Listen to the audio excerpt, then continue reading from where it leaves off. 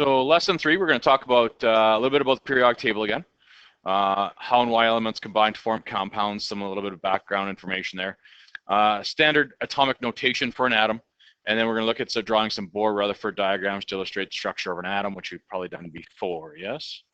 So, well, we'll see about the quiz here. There's a little bit, we got to skip through this, just wait. Let's continue on here.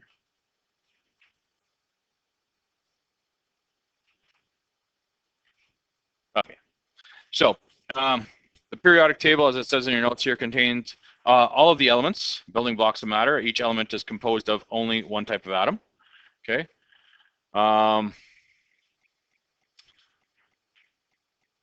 Elements can be classified as either metals. Metals, of course, are to the left of the staircase, and if you guys have your periodic tables out, that's probably not a bad idea either. Yours, of course, have, as we know, there's a staircase here, is what we call it. Basically, it looks a little something like this here. Where does it start here?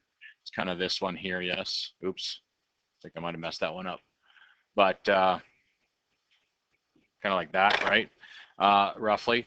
So basically on the left-hand side, we have the metals, okay? On the right-hand side, we have the non-metals. Hydrogen technically is a non-metal over there as well. Can kind of act like a can form positive charges though at times. We'll talk about that. On the periodic table, metals can be found to the left of the staircase, non-metals to the right. We have something called metalloids. Okay, metalloids are kind of, they straddle that staircase. So if you look over here, I know you guys have yours there, but if you look at this staircase here,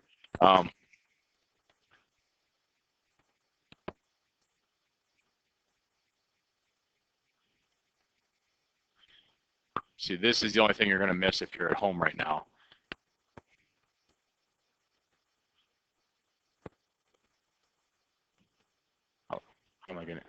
How am I going to get there is my point. Yeah. So there's the staircase there. Elements that are on both sides have properties of metals and non-metals. Okay. The line of no return. So they have properties of both metals and non-metals. They can act like either in some cases. All right. They have properties of both. What else do we need here? That's it for that. Metals are on the left side of the table. Okay. Non-metals are on the right side of the table. Metalloids are touching the staircase. Okay. Most metals, properties of metals, we got to fill that in there. Yes. Most metals are silver or gray in color, shiny, ductile, which means you can pull them into a wire, malleable, and are good conductors. Non-metals vary in color and not shiny, are poor conductors, and are brittle. And of course, metalloids, because they straddle the staircase, have properties of both. I'll let you guys copy properties of both there. So groups versus periods. Groups, of course, go in vertical columns. Yes. So they're up and down. We have names for them.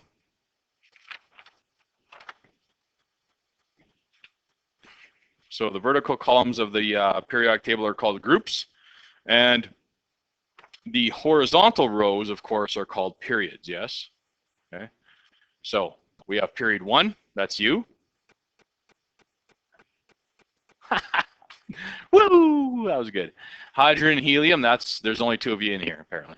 Hydrogen, helium, and then we have period 2, period 3, 4, 5, et cetera, okay? Yeah. Anyway, okay, good. Moving on here. So next, atomic theory. The nucleus of an atom contains both protons, which are positively charged, and neutrons, which are neutral.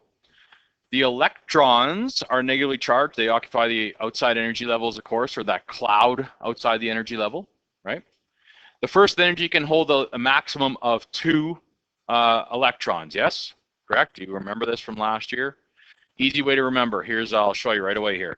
The second one can hold a maximum of 8. The third can hold a maximum of 8. Okay, so just kind of remember 2, 8, 8. What happened to 8? 2, 8, 8. All right, but here's an easy way to remember in case you forget. Or at some point, we're probably going to talk about outside electrons. Outside electrons, do you know what they're responsible for? Outside electrons, the outside electrons in the outside energy level. What do they do? What's kind of their dealio? Maybe you don't know this, I'm not sure. Yep.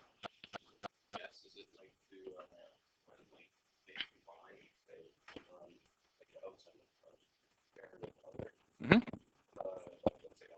Yeah, they can either, the outside electrons are responsible for bonds, basically. Okay, whether they're sharing, because sharing is caring, or ionic, losing gain. Okay, gain and lose or whatever. But that's what outside electrons, we call them valence electrons, which we'll probably take that at some point. Easy way to remember how many electrons there are in the outside energy levels is simply this. How many elements do you have in the first periodic table? Look, if it's got one proton, it has to have one electron, yes? If it's got two protons, it has to have two electrons, yes? You didn't see that. So there's two electrons in the first energy level, right? This is your first energy level right here. 1, 2, 2, right? If you count across the next one, there's 8. 1, 2, 3, 4, 5, 6, 7, 8, right? And what do you know about neon? It's got 8 electrons in the outside energy level, so what does that make it? Do you remember? Yeah, let's say it again. Stable, yeah, right? So it makes it stable. It doesn't want to react with anything because he's happy by himself, right? That's why that's the group. That last group there, those are called the, do you know? Noble gases, right? Remember that? I don't know, maybe some of you don't know that. I don't know. It's called the noble gases. And the noble gases are stable by themselves. That's what I call the Mr. Bacheks of the periodic table.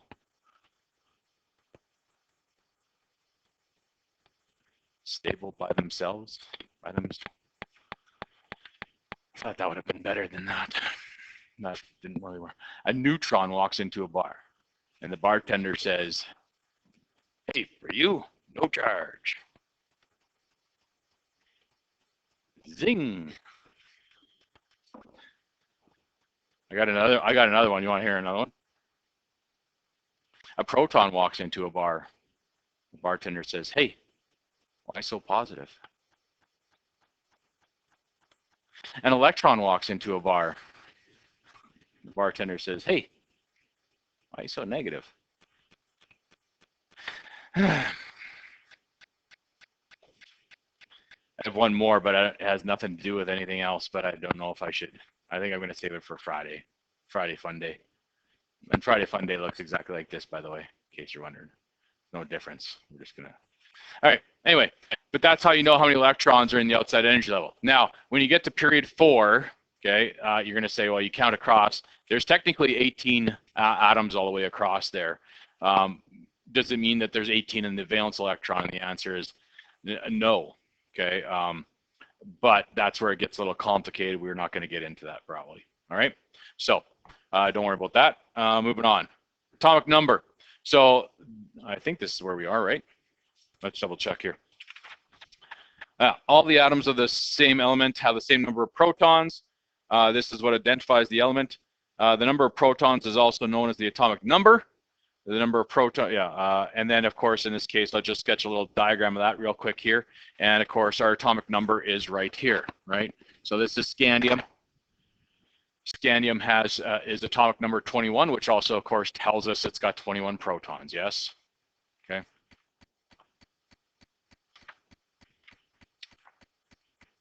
Just a reminder, of course, that atomic number right there tells us how many protons we have, right? For protons, we're going to use a little symbol like this here, and I don't know if I mentioned that already or not this year, but we're going to use a little p with a positive sign, a positive subscript kind of thing. So protons have a positive charge. The next note here, okay, and I'll flip to it right away here, but it says this. It says the number of electrons in a neutral atom, so neutral atoms have to have the number of negatively charged electrons must balance out the positively charged protons. As a result, in a neutral atom, the number of electrons is equal to the atomic number. So basically we're going to have 21 electrons as well, right? If we have 21 positives and we have 21 negatives, okay, get a calculator out. Just kidding. 21 positives, 21 negatives. We're in AP, so we should know this. Okay, overall charge would be 0. Yes, 21. Yeah, okay. Maybe we don't need a calculator quite yet. Okay, we'll get to the calculator stuff. 21 positive, 21 negatives, 0 is the overall charge. That's why this is an atom, okay? If they don't have the same numbers, okay, then what do you get instead? Not an atom, you get a, nope, ion, okay? An ion is an atom with a charge, yes? So usually that's done by, of course, you can't usually change this, because if you change the number of protons, you're changing the substance, right? Like scandium's 21, but if we went back to 20, we'd be talking about calcium. So usually we don't lose or gain protons, but we would lose or gain electrons, of course, to make those bonds, okay? And that's how we get charges, all right? Okay, so that was this part here. In a neutral atom, the number of negatively charged equals the number of protons. So here's the question. Would an atom with a negative charge have more or less electrons? So just think about that for a second. Don't answer yet. Does an atom with a negative charge, so this, of course, we'd be talking about an ion here. Does an atom with a negative charge have more or less electrons? And the answer would be, I'm going to pick on somebody, not those two guys there, somebody else. Who wants to answer? You got more or less electrons if it's a negatively charged atom or ion, I guess. Yeah. More, yeah. More electrons because electrons are negative, so we have to have more electrons than protons, yes? Okay, so we'd have to have more. Those are probably what? Which ones tend to gain electrons, metals or non-metals? Which ones usually gain electrons? You can look on your chart. Oh, actually, yeah, you can look on your chart. Look on, yep. Well, mostly the non-metals we'll go with, yep. Non-metals mostly, yep. Okay, so non-metals usually tend to form the negative charges, right? They want to gain electrons because they're just a little bit short of having that full outside energy level. So it's easier for them to gain electrons. Metals tend to have too many electrons. Like, for example, potassium's got one too many electrons to have a full outside energy level. So it's looking to get rid of that electron, yes? Okay, so that's what's happening there. Good, okay. Wow, a lot of stuff here, eh? Don't worry about all this stuff here for right now. In fact, I don't know, can I erase this? Yeah, let's do that.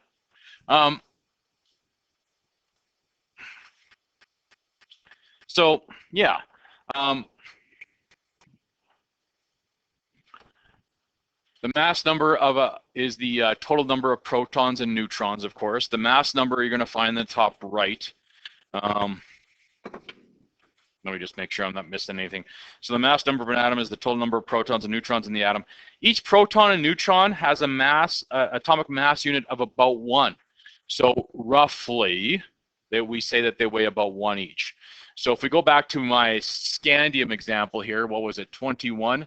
And is it 44? No, 44.96. Okay. We'll talk a little bit about what that means exactly. You probably know that already, but so we pretend that protons and neutrons weigh about the same. Okay. The electrons.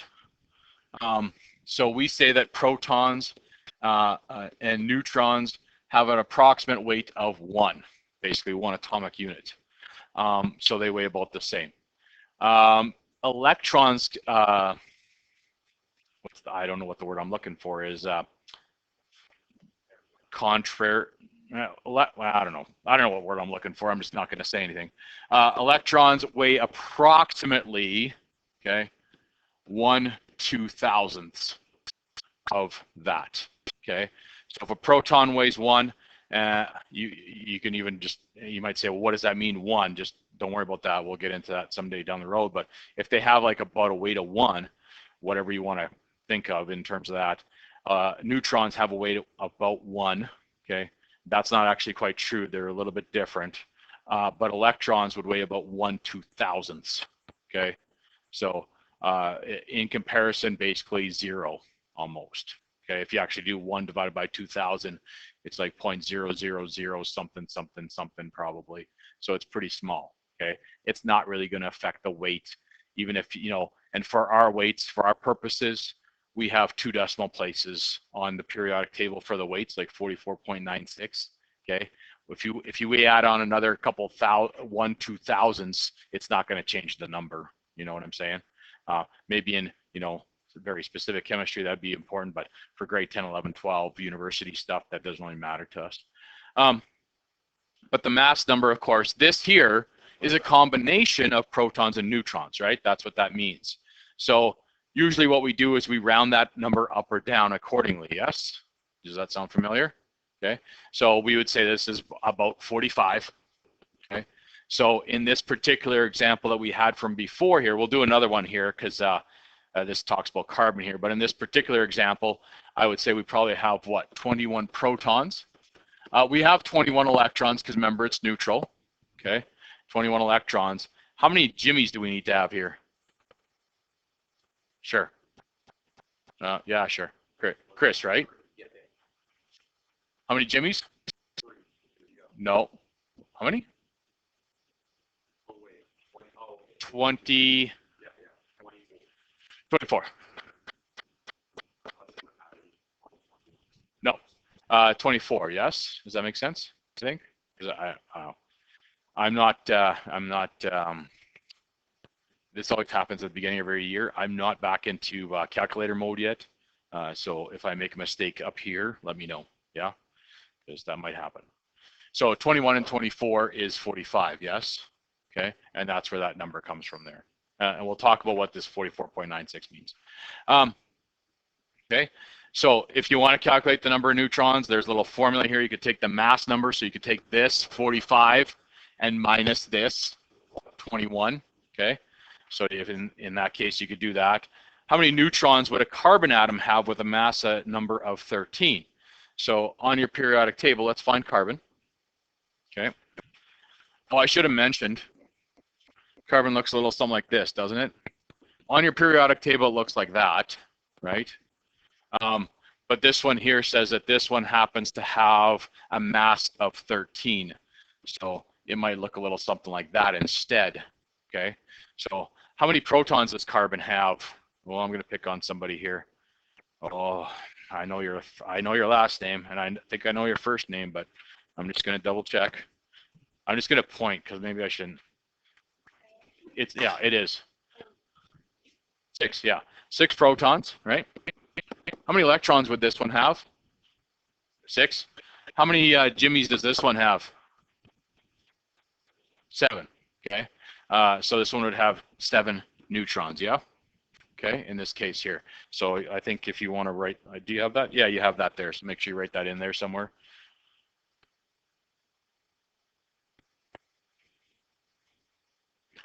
Let's see. All right. So that takes care of that carbon example there. Now, isotopes. Well, I always say the isotopes, I always think of the Albuquerque isotopes from the Homer Simpsons thing, but no one understands that because no one watches The Simpsons anymore because no one watches TV, and yeah, you guys watch TikToks and clocks and stuff. Isotopes are atoms of the same element that contain a different number of neutrons. As a result, the mass number is different. So here's an example here. All right, you don't have to copy this probably. This is not super duper important, but atoms just naturally occur with different numbers of neutrons in them. Okay, they're not all the atoms in the world are exactly the same. Even if we're talking about hydrogen, some hydrogens, this is the one that's on your periodic table, by the way. And I know that because this hydrogen right here, for example, has looks like this, right? That's the one that you see on the periodic table. Yes. So it's got 1 proton. There it is, right there. It's got a weight of 1. So basically that means it has no neutrons, right?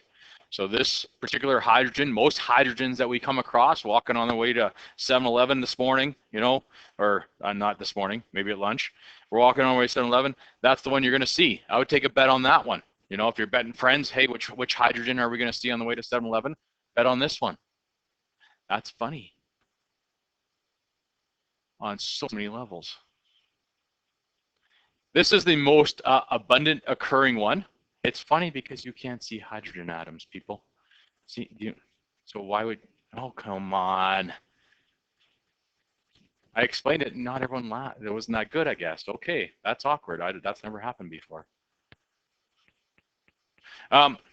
Most of the hydrogens you're going to run across are the ones on the periodic table. I can't even, usually I just grab it. I can't do that. On the periodic table, okay? The one that's on there is the most common one. So, you know, this one here is probably a little less common. So if I was going to, like I said, if I was on my way to 7-Eleven and I wanted to bet a friend which hydrogen atom I'm coming across, or which one, if I picked one out in the air and I'm like, well, this is a hydrogen atom, it's probably going to be this one, right? Because that's the one on the periodic table. There's other ones that exist. Okay, there's hydrogens that do have a neutron, and there's actually hydrogens that have 2 neutrons. Okay, that's just how they naturally exist. All right, those are called isotopes, a different number of neutrons, and all that does is affect the mass, of course, right? So going back to, for example here, back to our example of this, okay, the one we just finished here, this is carbon. Carbon has, in this case, 6 protons, 6 electrons, 7 neutrons in this case. This is not the most common type of carbon, because I know that because the most common type of carbon would have 6 protons and 6 neutrons, because the weight's 12.01, yes? So that's the, if you're on the way to, today, if you're on your way to 7-Eleven again, okay, bet on that one, okay? That's the most abundant one. The one on the periodic table is always the most abundant, okay? Chlorine comes in 35s, right? That's the most abundant one. What is it? 17 protons, 35.45, so the most abundant one would have 18 neutrons. 17 and 18 is 35, okay? There's chlorine 37. It's not as common, okay? Yep. So like the chlorine 37 or in, let's say, hydrogen, mass that's the only difference, just the mass. So I think, let's see here, we have all this, I believe, yes.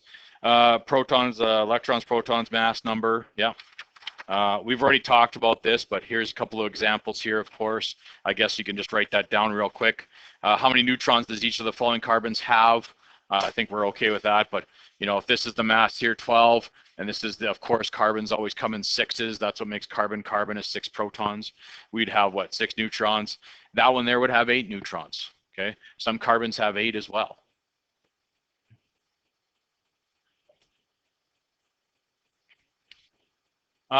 So again, because we know that different elements have different numbers of neutrons, that's why we get these averages, basically. So we go back to the scandium example, if you remember, okay, back at the beginning, and you know, we have 21 here, and 44.96 are the two numbers that we kind of look at here. What does that mean? It has 21 protons. Obviously, it has 21 electrons because it's neutral. Yes, it can form a 3+ charge, but we're not talking about that because that would be an ion. That would not be neutral anymore, right? If it did form a 3+ charge, how many electrons would I end up with here? 18, yes? Okay, because remember, 21 positive is 21 negative 0. If I did lose 3 electrons, then I'd have 18, right? And that's how I get that 3+ charge. Does that make sense? Okay. No. Yeah, because if you change protons, it changes. Yeah, different elements. So, and again, remember, 18 is stable. Yes. Again, look, if I count out 18 electrons on the chart here, well, there's 2. Yes, 8. So that's a total of 10. And another 8 is 18, yes? So now it's got the outside energy level, doesn't have those 3 extra electrons. By the way, 2, 8, 8, and then it'd be 1, 2, 3 more electrons in the outside energy level, yes? In that 4th energy level. But if we get rid of them, then it becomes more stable, yes? The problem is we need those electrons to go somewhere, yes? We just can't get rid of them just because we don't like them. Okay, we have to find them a home, and that's where the nonmetal would come into play as well. But we'll get into that eventually. That's ionic compounds, of course. Okay, but going back to here, just real quick, 21 electrons, and of course, how many neutrons do we have? Well, you know, if I take 44.96 minus 21, that's what, 23.96 neutrons? Can we have 0.96 of a neutron? No, they're little tiny, they're actual little tiny particles, right? So, you know, where do they come up with this number? Well, they average all of the possible scandiums that there are, and they average them based on not only just numbers, but based on the abundance of each one, okay? So basically how many of each one. You don't have to copy this down. I'm just going to show you real quick just because I remember this one. But don't copy, just watch. It's fine. I know people don't want to miss anything, but I think if you just pay attention, I think it makes more sense. I know these ones because I've done these ones a few times. Magnesium comes with these three options, 24, 25, and 26. The most common one is which one? That's right, look down. 20, round it up or down, 24, because it's 24.31, yes? So we're going to round that down to 24, yes? So this is the most common one. And basically what they found is that in all the magnesiums that they found, most of them look like that. In fact, about, I'm going to impress you right now, 78.99% of all the magnesiums in the world look like that, okay? Only about 10% look like this,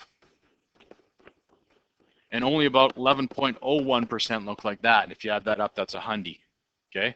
Which is what we're going to get on our first quiz someday. What is today, Thursday? Okay. All right, we'll see. But they even take the abundance into account. So they don't average them equally because look, if you average 20, forget about that. If you, we're in 10 AP, so we should get this answer correct.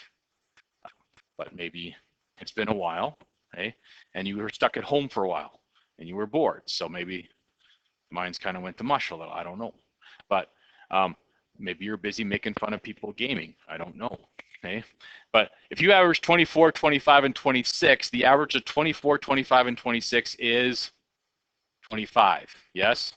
Okay, and again, that doesn't match up with on the periodic table because if you just average those three, it's 25, but they don't appear the same number. There's not the same numbers of each one, right? So that's where they that's where they take this into account as well, okay? And that's why you get the decimals there, like 44.96. Okay. All I know about scandium, to be honest, I know this one well because I've done this a few times, but scandium, all I can tell you for sure is that scandium is the most common one that, you know, if I had to take a bet on which one I'm going to find, it's going to be the 45 one, right? 21 protons, 24 neutrons, yes?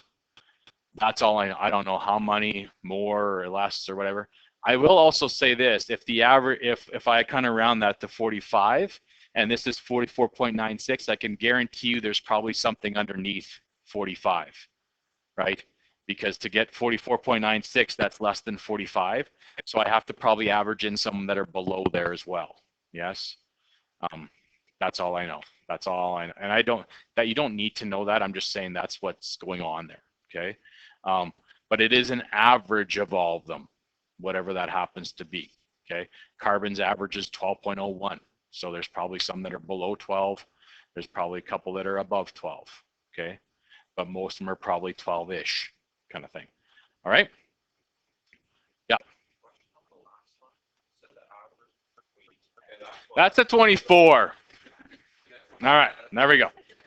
Sorry, I'm a little excited because we're actually doing something today, and I'm like, you know, sorry. Okay, I got a right neater. Okay, my bad. Whew. All right, 24, 25, 26, the average 25. All right, all right. Yeah, moving on. Where are we here? So, how many protons and neutrons does chlorine with a mass number 37 have?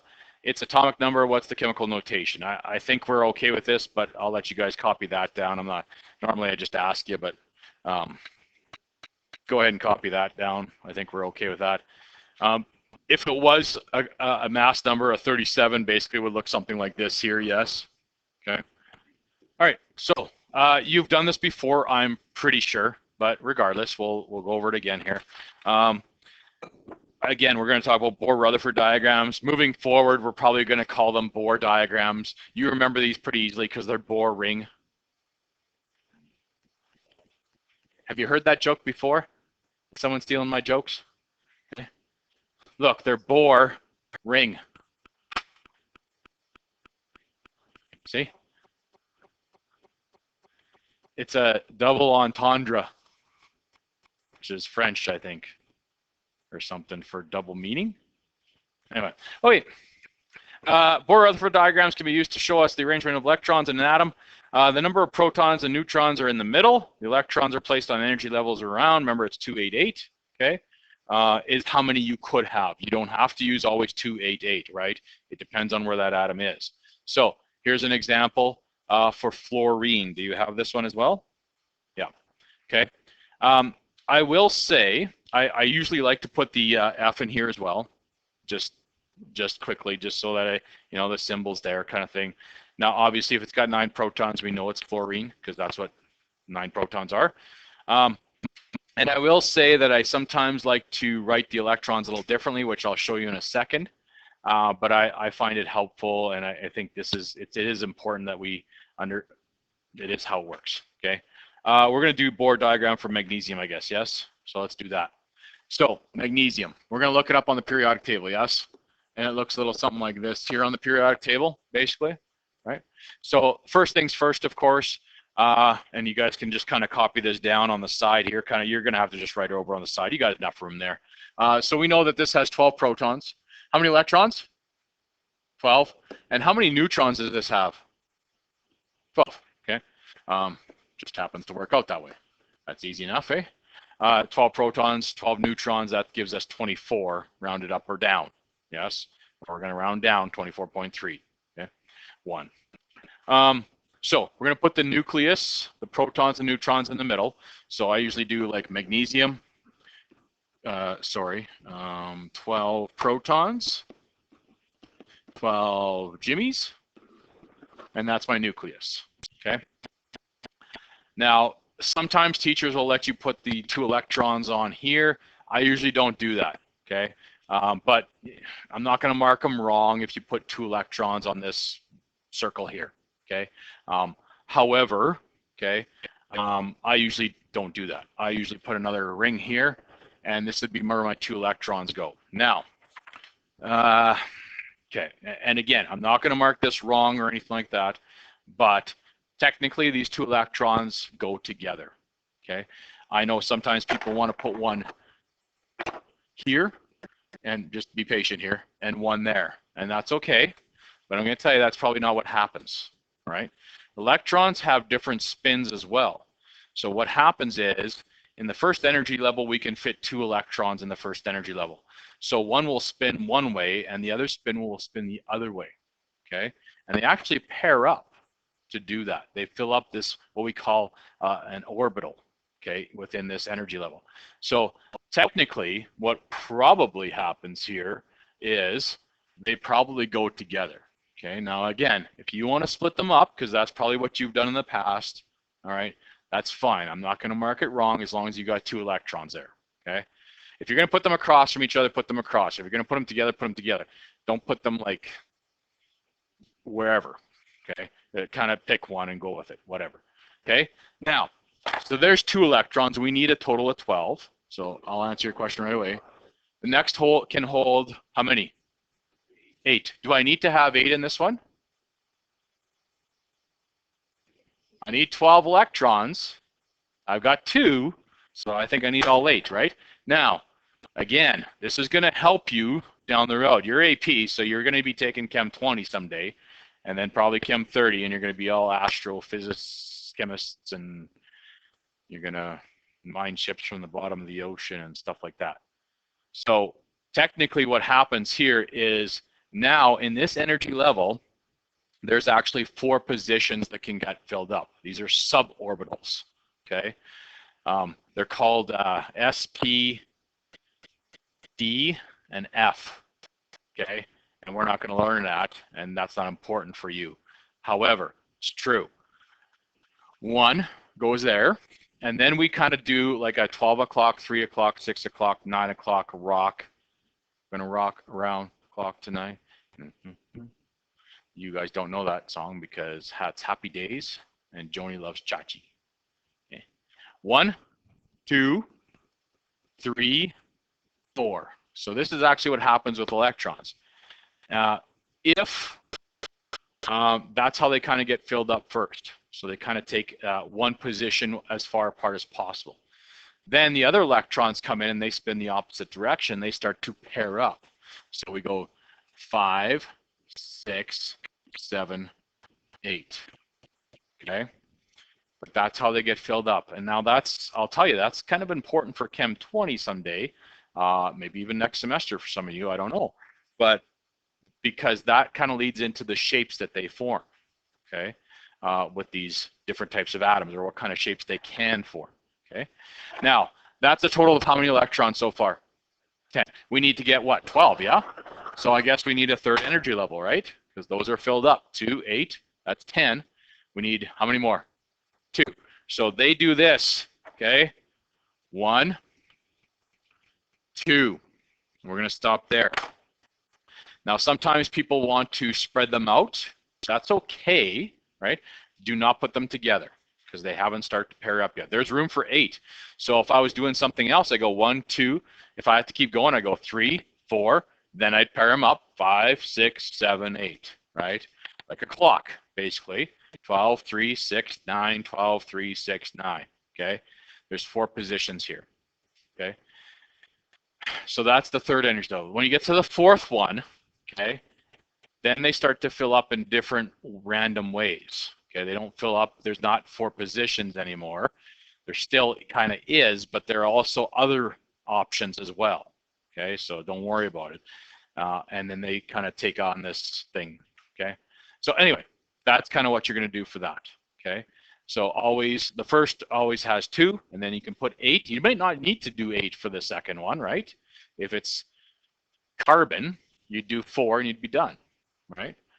Spread them out, and then if you got to get to 5, 6, 7, 8, then you're going to have to start doubling them up, okay? But that's going to help us when we get to Chem 20, and we have to kind of predict structures based on what they look like.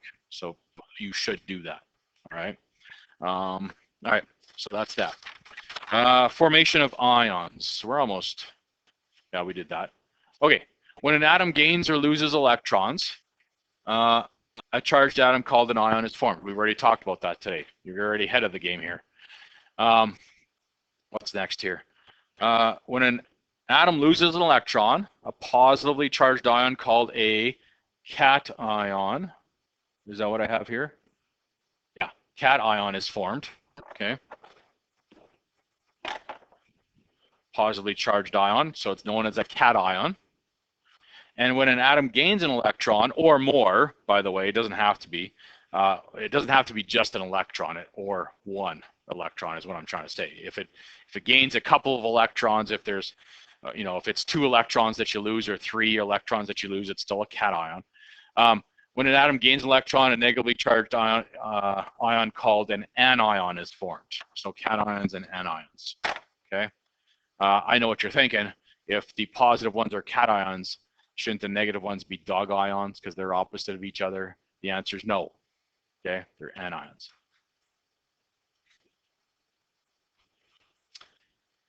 Cats are the opposite of dogs, right?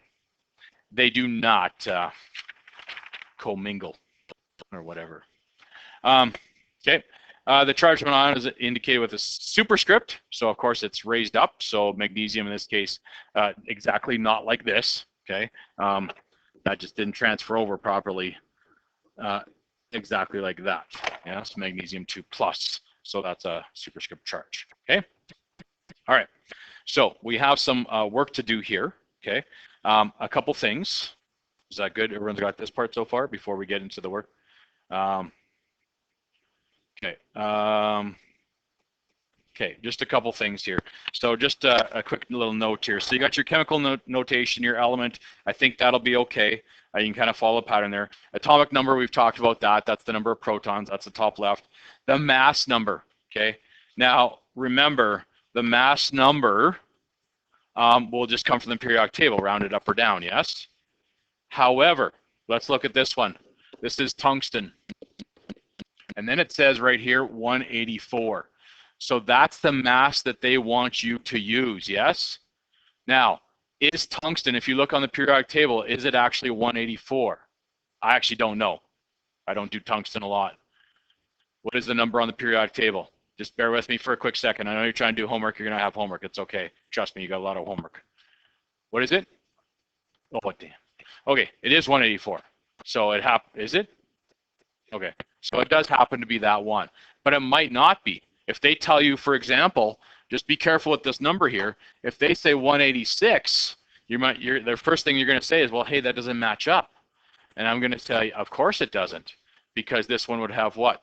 2 extra neutrons probably, right? So that's where you're going to adjust that number a little bit, yeah? Okay. Because this one weighs 2 more than the regular tungsten 184. So obviously that has to come from the neutrons. So just be aware of what the neutrons are. That's what's going to be adjusted there. We're also going to make one last column here over here on the side. Let's just put down the number of electrons here on the very far right. Let's just make another table there. And of course, obviously the protons and the electrons are going to be the same, but I think for all of these anyway. You know, if you look at this one here, 239, and what is it, 94 for, what is PU? I want to say plutonium, yeah. That might not be the one that's on the periodic table, okay? You don't even have to look on the periodic table for this one, do you? Probably. Other than the fact that you might need to know that this is plutonium, but you already know the protons, you know the weight, so if you subtract those two, that'll give you the number of neutrons, yes? And you're done. So, good. Any questions? Yeah. So the mass number is like whatever it gives you, like, you know, that some exist in nature, let's say. Yeah. With the different things. Yep. But the average that's or the table. Yeah. So if it gives you the weight on here, if it gives you the weight or the number of neutrons, that's what you're going to go with. If it doesn't, then you're going to have to take the one from the periodic table. That would be, well, the atomic mass would be the, whatever, the 184 kind of thing, the weight.